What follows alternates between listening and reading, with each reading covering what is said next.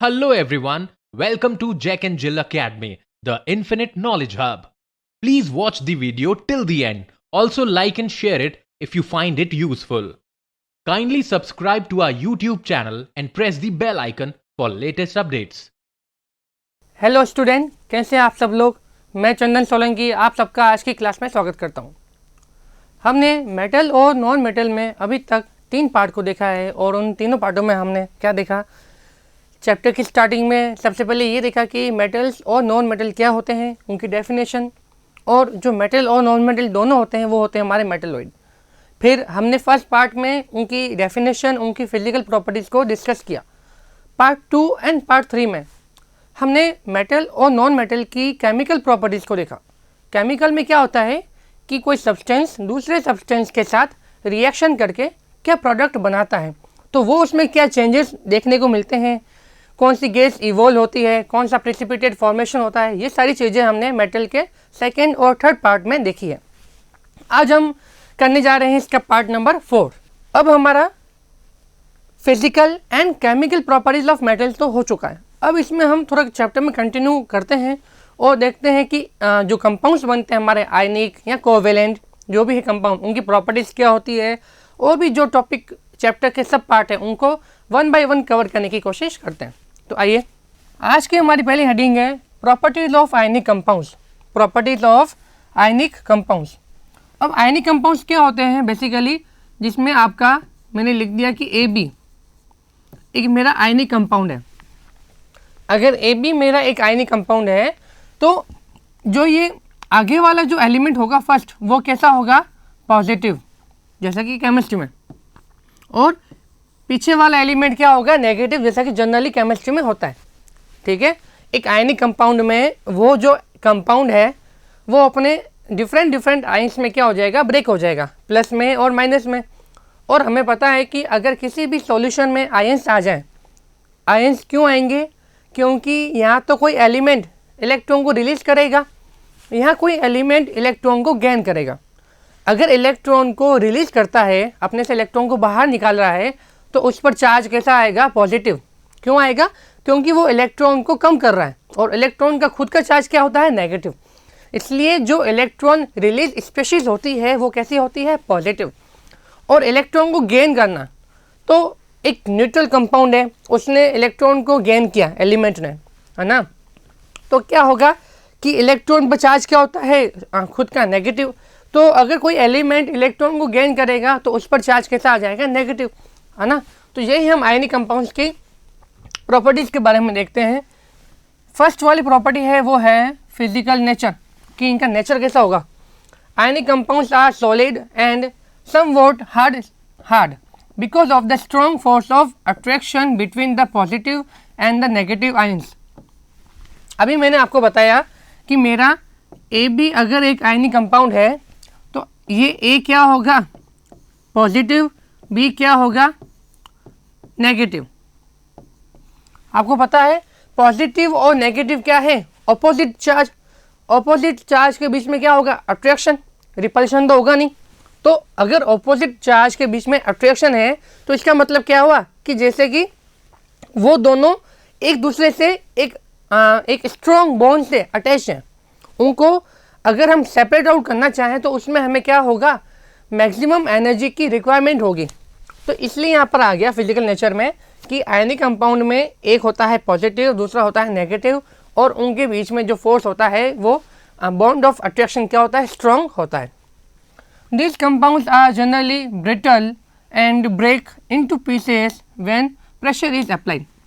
अगर मुझे इसको आयनिक कंपाउंड को सॉलिड होते हैं, अगर मुझे इसको तोड़ना है, छोटे छोटे एलिमेंट्स में ब्रेक करना है, तो बाहर से प्रेशर अप्लाई करना पड़ेगा, तब जाके इनका क्या होगा, ब्रेकिंग डाउन पॉसिबल होगा, क्योंकि इनके बीच में बॉन्ड अट्रैक्शन का बॉन्ड है।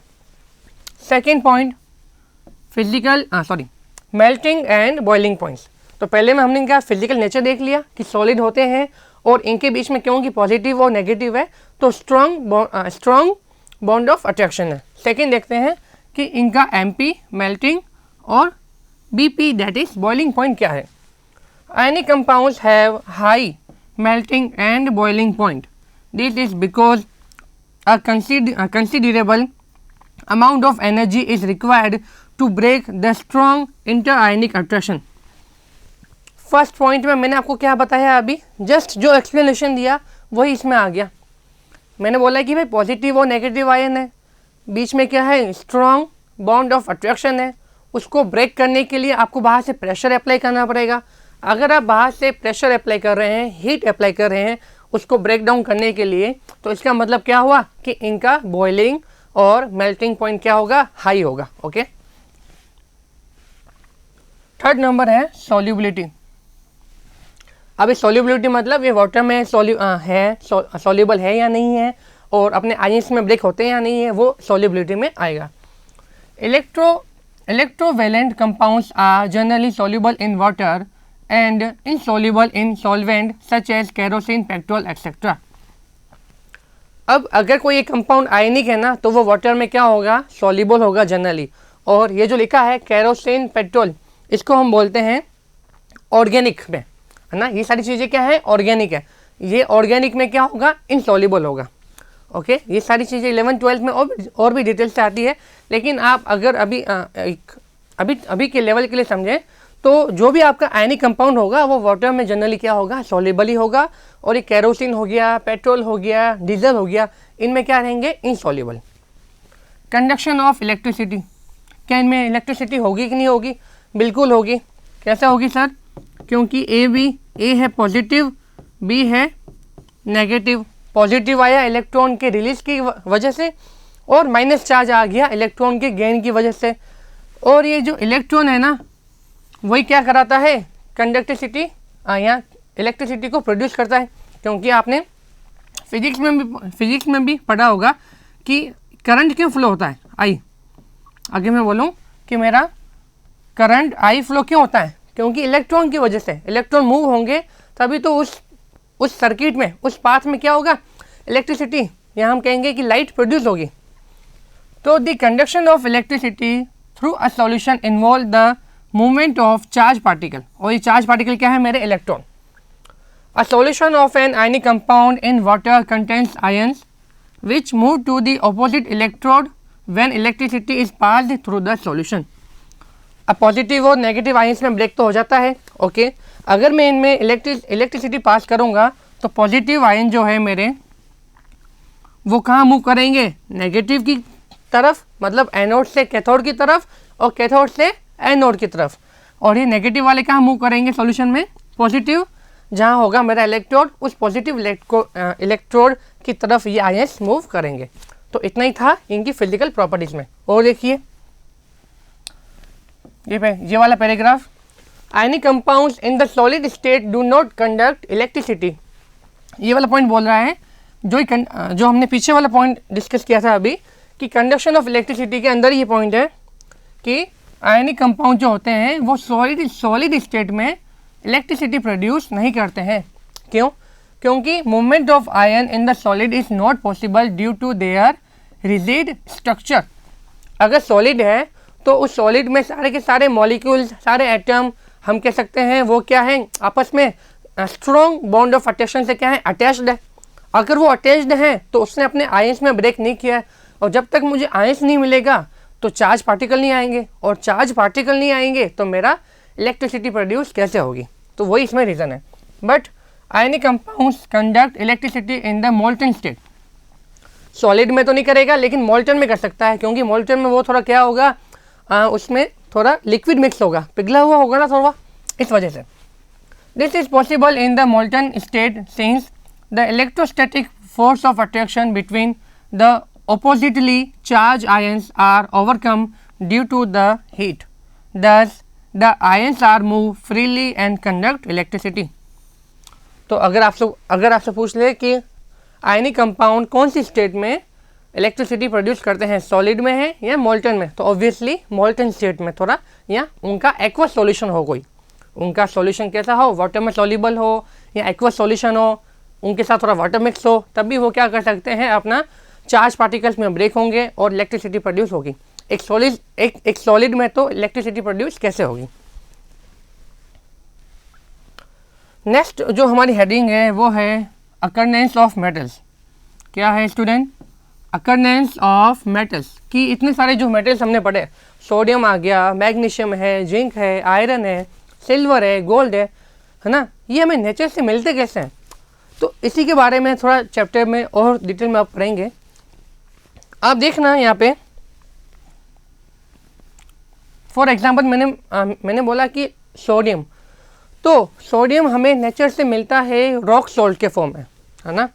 अगर मुझे Na डायरेक्ट नहीं मिलता है, ये जो जितने भी मेटल जो मैंने अभी बोला ना, सोडियम हो, चाहे एल्यूमिनियम हो, चाहे आयरन हो, चाहे जिंक है, ये डायरेक्ट तो मिलेंगे नहीं, है ना। हमें अर्थ क्रस्ट में हमें इनको अर्थ के नीचे से निकालना पड़ेगा, अर्थ के क्रस्ट से नीचे से इनको निकालना पड़ेगा। और जब इनको हम एक्सट्रैक्ट करेंगे तो इनके साथ क्या होगी, काफ़ी इम्प्योरिटीज़ भी क्या होगी, मिक्स होगी। धूल मिट्टी के कण होंगे, सैंड होगा, रॉक होगा, उसमें क्या होगा, ये मिक्स होगा। तो उन सब से हमें मेटल को क्या करना पड़ेगा, एक्सट्रैक्ट करना पड़ेगा। वही सारी चीज़ें हम इसमें पढ़ने वाले हैं अकरनेंस ऑफ मेटल्स में, कि मिनरल्स क्या होते हैं और क्या होते हैं, एक्सट्रैक्शन ऑफ मेटल क्या होता है, मेटल के अंदर क्या इम्प्योरिटीज़ होती है। तो मैंने बोला कि जो सोडियम है वो हमें नेचर से मिलता है रॉक सॉल्ट के फॉर्म में। और रॉक सॉल्ट क्या होता है, रॉक सॉल्ट होता है NaCl। रॉक सॉल्ट क्या होता है, चैप्टर नंबर 2 में भी बताया था मैंने आपको, सोडियम क्लोराइड, है ना, जो कि हमें सी वाटर से मिलता है, सी वाटर के इवेपोरेशन से मिलता है हमें रॉक सॉल्ट। तो NaCl जो है वो क्या है, वो है सोडियम क्लोराइड, जिसे हम कह सकते हैं क्लोराइड और क्लोराइड। NaCl को हम क्या कह सकते हैं, सोडियम क्लोराइड तो इसका नाम है, ठीक है, केमिकली नेम है सोडियम क्लोराइड, लेकिन और में इसको क्या कहेंगे, क्लोराइड और ऑफ सोडियम मेटल।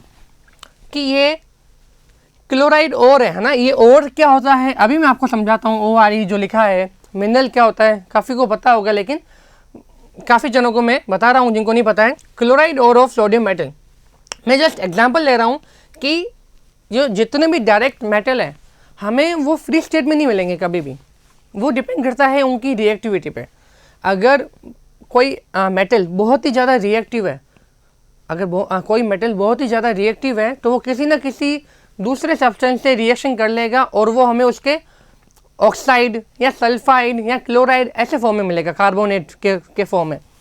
और अगर जिसकी रिएक्टिविटी ना हाई है ना लो है, तो वो डिपेंड करता है कि वो उसने रिएक्शन की होगी या नहीं, वो सेपरेट आउट भी मिल सकता है और नेक्स्ट भी मिल सकता है। और जिसकी रिएक्टिविटी सबसे लो है, अभी इस सीरीज़ में आपको बताने वाला हूँ, जिसकी रिएक्टिविटी सबसे लो है वो हमें फ्री स्टेट में डायरेक्ट मिल जाते हैं। जैसे Au और Ag, ये है हमारा सिल्वर, ये है हमारा गोल्ड। इनकी रिएक्टिविटी क्या होती है, सबसे लो होती है। हमने देखा है रिएक्टिविटी ऑफ द सीरीज में सोडियम पोटेशियम तो सबसे ऊपर होते हैं, मैग्नीशियम बीच में क्या आ जाता है, जिंक, Fe, है ना, लेड, ये जो होते हैं वो कहाँ आते हैं, मिडिल में आते हैं। और सबसे नीचे क्या आता है, प्लेटिनम, सिल्वर, गोल्ड, ये आते हैं। तो इनकी रिएक्टिविटी इतनी लो है कि ये किसी से रिएक्शन नहीं करेंगे, तो ये हमें क्या मिलेंगे, डायरेक्ट मिलेंगे नेचर से फ्री स्टेट में। तो वही इसमें है, देखो इस पैराग्राफ में जो जितना मैंने अभी आपको समझाया ना वो इसमें है। Many metals are found in the earth crust in their free state, although non metals such as silicon and oxygen are most abundant in the earth crust, aluminium, iron, calcium and sodium are also abundant in decreasing quantity. Some are found in the form of their compounds. At some places, mineral contains a very high percentage of a particular metal and the metal can be profitably extracted from it. These minerals are called ore. ये आ गया word और। अभी हमने क्या बोला कि ये जो जितने मेटल्स है कुछ तो हमें फ्री स्टेट में डायरेक्ट मिल जाएगा और कुछ जो मेटल्स होंगे वो हमें डायरेक्ट स्टेट में नहीं मिलेंगे। और वो हमें कैसे मिलेंगे, या तो ऑक्साइड का फॉर्म होगा, मेटल का ऑक्साइड फॉर्म होगा, या मेटल का सल्फाइड फॉर्म होगा, या मेटल का कोई सॉल्ट होगा, क्लोराइड, ब्रोमाइड ऐसा कोई सॉल्ट होगा, कार्बोनेट, ये कोई सॉल्ट होंगे। अच्छा, अब जो हमें अर्थ क्रस्ट से जो मिनरल मिल रहा है, जो कंपाउंड मिल रहा है ना, जो सब्सटेंस है, उस सब्सटेंस में इम्प्योरिटी, उस सब्सटेंस में दुनिया भर की इम्प्योरिटीज मिक्स है, मतलब सैंड, रॉक, जितना भी हो सकता है, अर्थ के नीचे जितना भी कचरा होगा उसके अंदर क्या होगा, मिक्स होगा, जितने भी सब्सटेंस उसके अंदर मिक्स होंगे। तो अब अगर हमने देखेंगे कि हमें 2 मिनरल मिले और उस 2 मिनरल में एक में मेटल जो मिल रहा है उसका परसेंटेज हमारे पास अगर 5% ही है, केमिकली देखा, और दूसरे में हमारे पास 80% है, तो हम 5% वाला मिनरल यूज लेंगे कि 80%? ऑब्वियसली जहाँ से हाई परसेंटेज ऑफ मेटल हमें मिलेगा, जहाँ पर हमारा फ़ायदा होगा, हम वही मिनरल को चूज़ करेंगे। तो हमने किसको चूज़ किया? 80% वाले को चूज़ किया। तो वही आ रहा है डेफिनेशन में कि मिनरल्स डेट कैन बी, है ना, that can be extracted for metals for high profitability and for more convenient is called the ore. कि ऐसा मिनरल जिससे हमें बहुत हाई परसेंटेज में मेटल मिले और वो मेटल हमारा ज़्यादा यूज़फुल हो, ज़्यादा प्रॉफिटेबल हो, ज़्यादा कन्वीनियंट हो, उसी मेटल को हम और में क्या करेंगे? कन्वर्ट करेंगे। अब और क्या हो गया? सॉरी, उसी मिनरल को, उसी मेटल को नहीं, उसी मिनरल से हम क्या करेंगे? एक्सट्रैक्शन ऑफ मेटल करेंगे। और एक्सट्रैक्शन ऑफ मेटल करना ही क्या होगा? और का प्रोसेस होगा। तो ये इसमें लिखा था कि several metals occur as salt in the sea water in soluble form. ये एग्जाम्पल आ गया, सोडियम, पोटेशियम, कैल्शियम और मैग्नीशियम एक्सेट्रा। और जो कि और की अभी मैंने डेफिनेशन बताई आपको, वो यही रहा, minerals contain a very high percentage of a particular metal. कि मिनरल्स के अंदर क्या होगा? मेटल का काफ़ी अच्छा परसेंटेज होगा जिस मिनरल में, उसी मिनरल से हम मेटल को क्या करेंगे? And metal can be profitably extracted from it. उसी मिनरल से हम मेटल को क्या निकालेंगे? बाहर निकालेंगे। और दिस मिनरल्स आर कॉल्ड, उस मिनरल को हम क्या कहेंगे? और कहेंगे। तो आई होप आपको समझ में आ गया होगा कि जो मिनरल्स हमें नेचर से मिल रहे हैं और जिस मिनरल्स से, है ना, मिनरल तो खूब सारे मिलेंगे, जिस मिनरल से हमारा मेटल हाई परसेंटेज में मिले, हमें मेटल हाई परसेंटेज उसका हाई हो, तो उसी मिनरल से हम मेटल को क्या करेंगे? एक्सट्रैक्ट करेंगे। मतलब उसमें इम्प्योरिटीज़ को बाहर निकाल लेंगे और प्योर मेटल को निकालने की कोशिश करेंगे। तो वो वाला जो मिनरल होगा वो हमारा क्या होगा? और होगा। तो समझ में आ गया आपको कि मिनरल और क्या होते हैं? नेक्स्ट स्लाइड में चलते हैं। ये रही इलेक्ट्रो रिएक्टिविटी सीरीज, जो कि मैंने आपको बताया था कि पोटेशियम और सोडियम सबसे ज़्यादा रिएक्टिव है, तो वो फ्री स्टेट में आ ही नहीं सकते। रिएक्टिव है ना, तो वो किसी ना किसी से तो रिएक्शन कर ही लेंगे, अर्थ में, अर्थ के नीचे, या अगर एनवायरमेंट में भी कहीं प्रेजेंट है तो।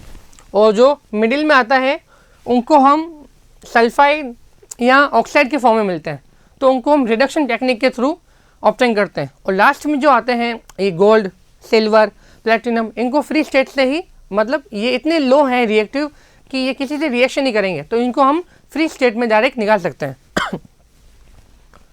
तो ये सीरीज आपके सामने रही।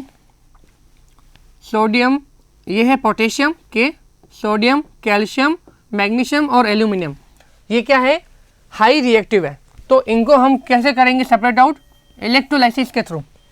मतलब इनका जो भी हमें मिनरल मिलेगा, उस मिनरल से जो मेटल का एक्सट्रैक्शन होगा, जो और होगा इसका, उसको हम कैसे करेंगे? इलेक्ट्रोलाइसिस के थ्रू सेपरेट आउट करेंगे।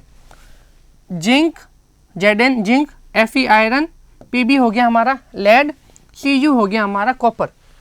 ये जो मेटल्स हैं, तो इन मेटल्स को इनके और से कैसे बाहर करेंगे? एक्सट्रैक्ट कैसे करेंगे? रिडक्शन यूजिंग कार्बन, है ना, रिडक्शन करेंगे कार्बन के साथ। और जो Ag है सिल्वर, और Au जो हमारा गोल्ड, Ag को कहते हैं अर्जेंटिनम मतलब सिल्वर, Au को कहते हैं औरम मतलब गोल्ड। ये हैं वो फ्री स्टेट में ही रहते हैं, है ना, इनको किसी भी सेपरेट आउट करने की ज़रूरत नहीं है, ये हमें डायरेक्टली नेचर से मिल जाएंगे। तो वही पैराग्राफ में यही है, देखो, the metals at the bottom of the activity series are the least reactive. ये जो बॉटम में आ रहे हैं, ये क्या आ रहे हैं? लीस्ट रिएक्टिव, लीस्ट है।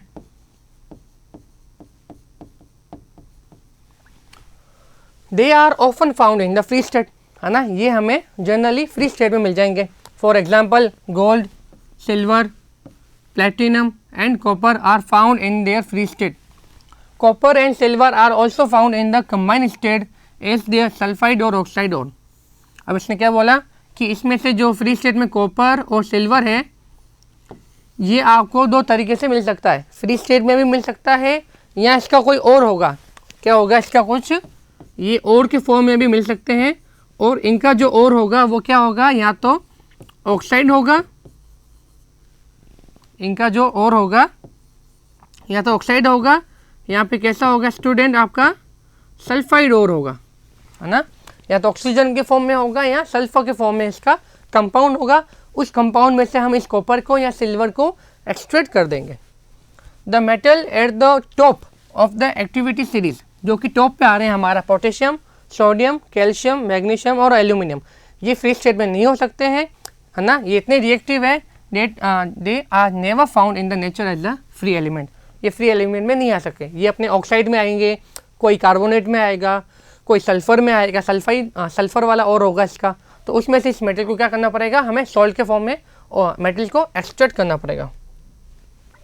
The metal in the middle of the activity series, तो हमने बॉटम की बात कर ली, टॉप की बात कर ली, अब क्या बच गए हमारे ये बीच वाले मिडिल। जो मिडिल में आ रहे हैं हमारा जिंक, आयरन, लेड एक्सेट्रा, ये जो हैं आर मॉडरेटली रिएक्टिव, है ना, इनकी रिएक्टिविटी बीच में है, मिडिल में, ना ही टॉप है ना ही बॉटम है। They are found in the earth crust mainly as oxide, sulphide और कार्बोनेट। तो हमें याद रखना है कि जो आयरन है और जो जिंक है, ये लेड है, ये हमें नेचर से जो इनका और मिलेगा वो कैसा मिलेगा, या तो सल्फाइड होगा या कार्बोनेट वाला होगा या ऑक्साइड होगा, जैसे कि Fe का ऑक्साइड और क्या होता है, एग्जाम्पल दे रहा हूँ, आपसे कोई पूछ ले write down the name of oxide और ऑफ आयरन, Fe क्या था हमारा आयरन, ऑक्साइड और ऑफ आयरन, तो वो होता है हमारा हेमेटाइट। क्या होता है स्टूडेंट, हेमेटाइट, जिसका फॉर्मूला होता है Fe2O3, Fe2O3। अब देखो यहाँ पर मैंने क्या वर्ड यूज लिया, ऑक्साइड और ऑफ आयरन। ऑक्साइड ही क्यों लिया, सल्फाइड वगैरह क्यों नहीं लिया, बताओ, क्योंकि ये फॉर्मूला देखो Fe2O3, इसमें Fe के साथ में क्या आ रहा है, ऑक्सीजन आ रहा है, सल्फर आ रहा है, क्लोरीन आ रहा है, कार्बोनेट आ रहा है, क्या आ रहा है, तो आप कहोगे कि सर ऑक्सीजन आ रहा है। अगर ऑक्सीजन आ रहा है तो यहाँ पर लिखेंगे हम क्या, ऑक्साइड। अगर सल्फर होता तो मैं लिख देता सल्फाइड। अगर CO3 आता कार्बोनेट तो मैं लिख देता कार्बोनेट और ऑफ आयरन। लेकिन अभी मेरा ऑक्सीजन है तो मैं इसको लिखूंगा ऑक्साइड और ऑफ आयरन। और इसका कोई नाम पूछ ले आपसे तो बताइए, नेमिंग करना, रिएक्शन की वैलेंसी बताना सारे एलिमेंट की, मैंने आपको फर्स्ट चैप्टर में बहुत अच्छे तरीके से बताया है। जिसने भी नहीं देखा तो जाके फर्स्ट चैप्टर की वीडियोस प्लीज़ से देखिए। Fe2O3, तो Fe2O3 जो होता है हमारा, इसका नाम है आपका, Fe की वैलेंसी 3 है, ऑक्सीजन की यहाँ 2 आ रही है, तो इसको हम लिखेंगे आयरन थर्ड ऑक्साइड। एक सेकेंड, आयरन थर्ड ऑक्साइड, जिसे हम एक और नाम कह सकते हैं आयरन थर्ड ऑक्साइड को, क्या कह सकते हैं, फेरिक ऑक्साइड। क्योंकि मैंने बताया था कि कुछ एलिमेंट की वैलेंसी क्या होती है, एक से ज़्यादा होती है, मोर देन 1 होती है वैलेंसी। अगर उनको मैं शो करूँगा तो जैसे आयरन की सेकंड भी होती है, आयरन की थर्ड भी होती है, तो मैं क्या करूँगा कि आयरन के ब्रैकेट में क्या लिख दूंगा, थर्ड भी लिख दूंगा। अगर थर्ड आ रहा है यूज में वैलेंसी में, सेकंड आ रहा है तो रोमन नंबर के अंदर सेकंड लिखूंगा और पीछे ऑक्साइड। और आयरन थर्ड को हम कहते हैं फेरिक, आयरन सेकंड को कहते हैं फेरस। ये था, चलिए। अच्छा, इसमें मैंने आपको सिर्फ आयरन का ही बताया। अगर आप जिंक का कोई पूछेंगे कि सर जिंक का बताओ, तो इसका भी एक कार्बोनेट और होता है, इसका एक और होता है कार्बोनेट वाला, कार्बोनेट और ऑफ जिंक। सारे मटेरियल के होते हैं ना कार्बोनेट और ऑफ जिंक, जो कि होता है ZnCO3, जिंक कार्बोनेट। ये तो जस्ट लाइक मैंने आपको 1-2 के एग्जाम्पल दिए कि आयरन का हेमेटाइट होता है, कॉपर का क्यूप्राइट होता है, कॉपर का भी होता है सल्फाइड के फॉर्म में Cu2S, है ना, क्यूप्राइट। ऐसे ही Zn का भी है हमारा ZnCO3, कार्बोनेट और ऑफ जिंक। ये सारे इनकी और है। different techniques are used for obtaining the metal lying in each category, that is metallurgy, as per reactivity may be based on the following. अच्छा, अब ये टर्म आया हमारा मेटलर्जी. ये क्या है? तो आपको ओर से क्या चाहिए? मेटल चाहिए, है ना. ओर को आप क्या करोगे? आपने ओर को किया होगा एक्सट्रैक्शन ऑफ मेटल चाहिए आपको. तो ये वाला प्रोसेस क्या है पूरा? इस प्रोसेस को ही कहते हैं हम metallurgy.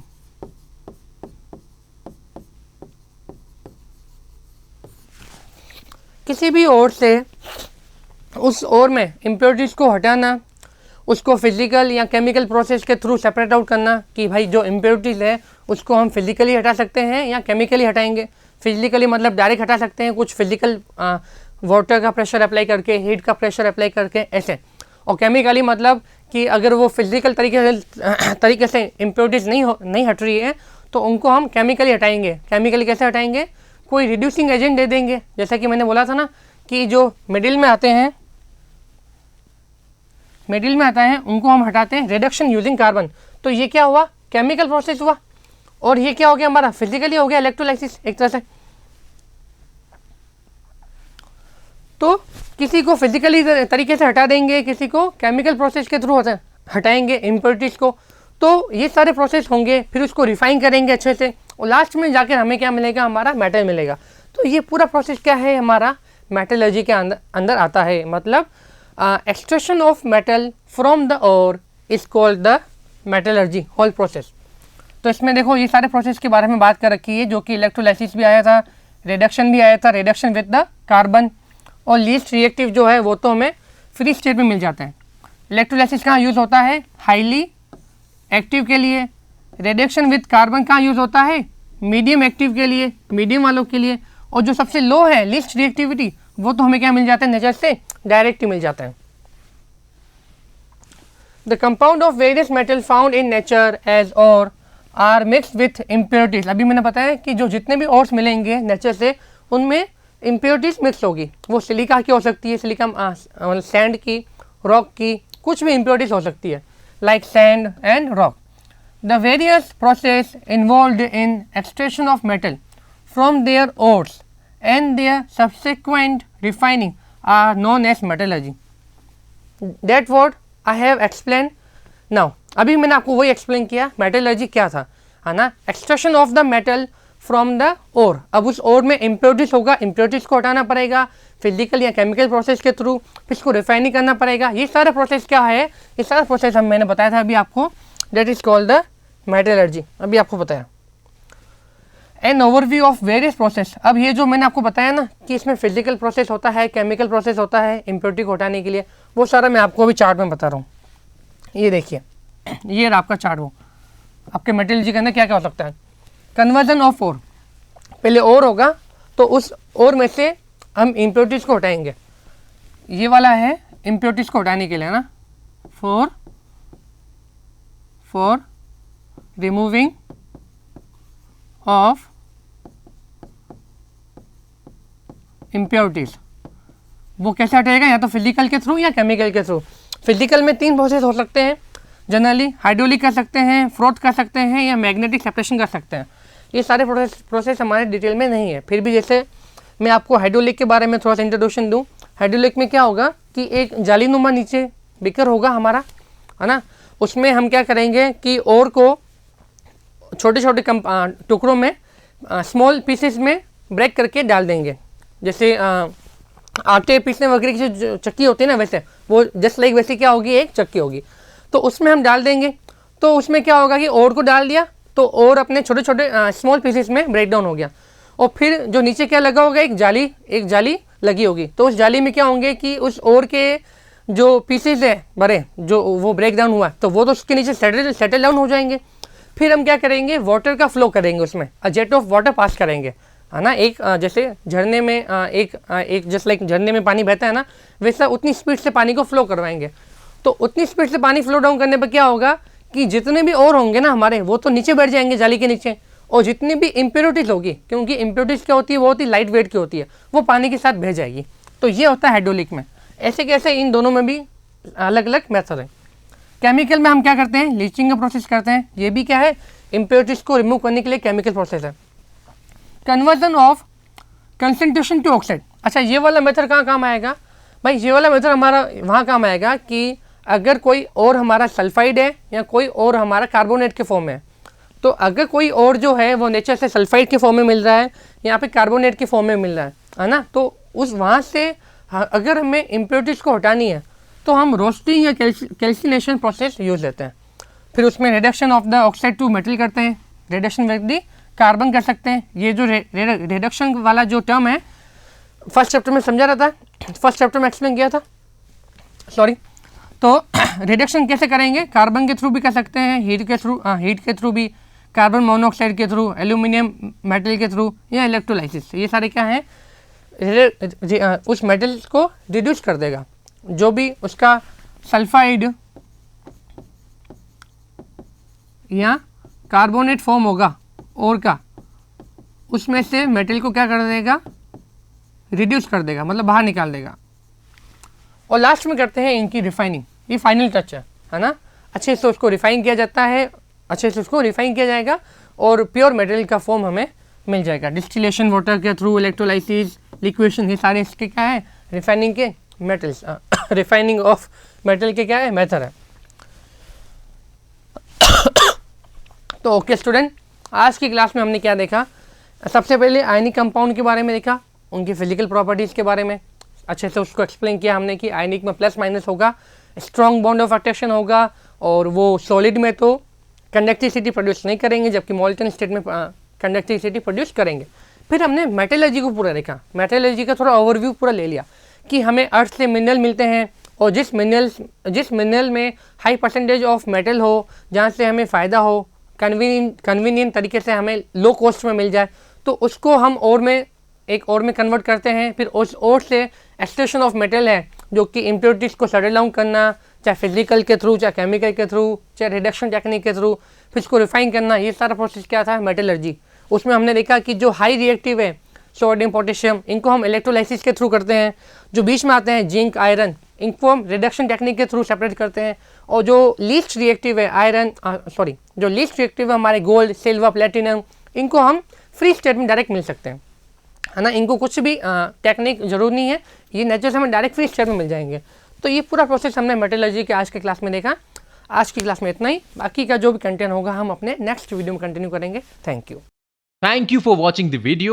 Follow us on Facebook, Instagram, Twitter, and LinkedIn as Jack and Jill Academy for more information.